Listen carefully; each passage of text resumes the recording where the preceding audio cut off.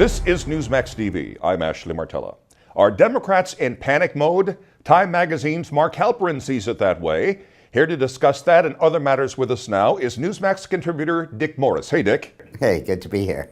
Halperin notes Pelosi's hold on the speakership is in jeopardy and losing control of the Senate is not out of the question. In his words, Obama's alienation of independents and white voters, along with the enthusiasm gap between the right and left, means Republicans are on a trajectory to pick up massive numbers of House and Senate seats.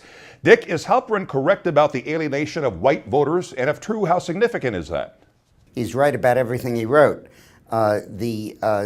In the latest Gallup poll, they asked people, are you enthusiastic about voting in the elections of 2010?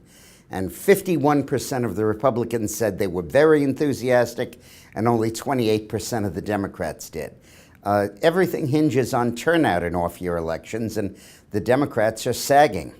All right. Does it look as though Obama could be facing a possible primary challenge in 2012? Perhaps somebody like Evan Bayh? No, perhaps somebody like Hillary Clinton. In Nevada a few weeks ago, Harry Reid was down by double digits in its Senate re-election bid. Now, a Las Vegas Review-Journal poll has him leading Sharron Angle by 7 points, despite the fact Nevada has the highest unemployment rate in the nation. What's happening there? Well, as soon as the Republican primary was held and Angle was nominated, Harry Reid put a negative ad on the air that lied about Sharron Angle's record and had her talking into the camera saying that she posed or wanted to phase out Medicare and Social Security.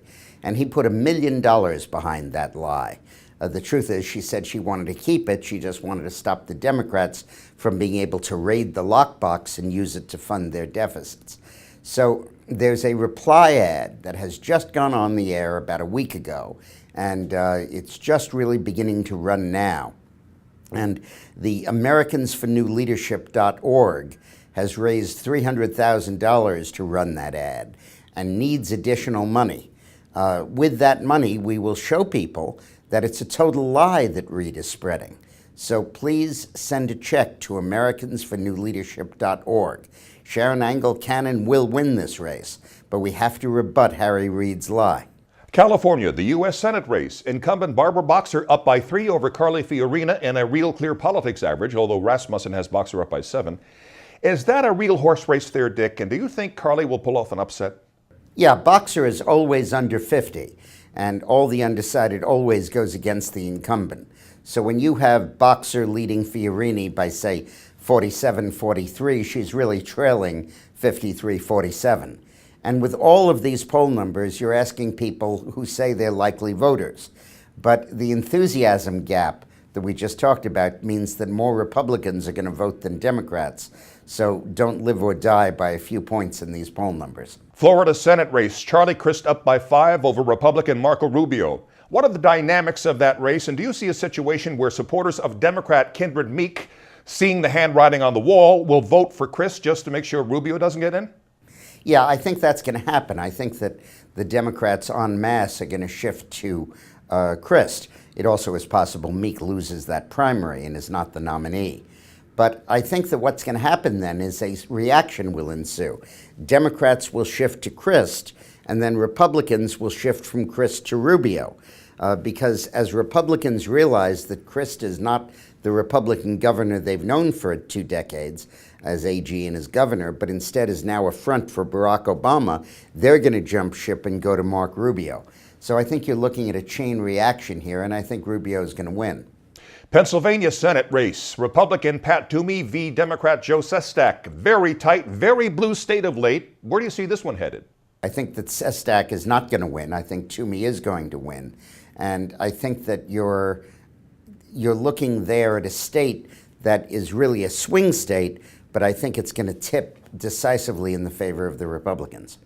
Illinois Senate, one of the seats the GOP has really targeted for pickup in another very blue state, Republican Mark Kirk versus Democrat Alex Giannoulis. Does Kirk have a chance against the infamous Chicago political machine? Yeah, the race is tied now.